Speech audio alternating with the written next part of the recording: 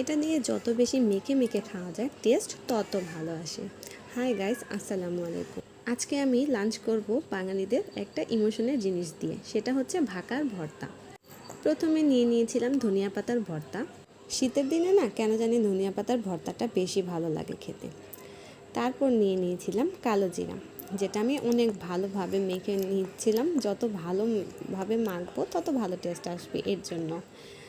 তো কালো জিরা ভর্তাটা ঝাল একদম কম হয়েছিল, আমার খেতে খুবই ভালো লাগতেছিল। তারপর নিয়ে নিয়েছিলাম এবং পেঁয়াজ কাঁচামরিচ রসুনকে তেলে ভেজে ভর্তাটা বানানো হয়েছিল। আপনারা এরকমভাবে বানিয়ে দেখবেন, অনেক ভালো লাগবে, টেস্টটা খুবই ভালো আসতেছিল। তারপর নিয়ে নিয়েছিলাম নতুন আলু দিয়ে করা একটা আলু ভর্তা, যেটা বাগার দিয়েছিল পেঁয়াজ শুকনো মরিচ দিয়ে, আবার ধনিয়া পাতাও দেওয়া হয়েছিল, খুবই ভালো লাগতেছিল।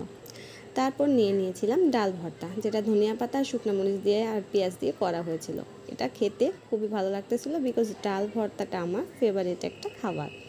তারপর নিয়ে নিয়েছিলাম গরুর মাংস, যেটা মাখো মাখোভাবে করা হয়েছিল আর খেতে অনেক ভালো লাগতেছিল। গরুর মাংসটা নেওয়ার কোনো ইচ্ছা ছিল না, বিকজ ভাকা দিয়ে আমার খেয়ে পেট ভরে গেছিলো। ভিডিওর জন্য গরুর মাংসটা নেওয়া। সো আলহামদুলিল্লাহ, এটাই ছিল আমার লাঞ্চের মেনু।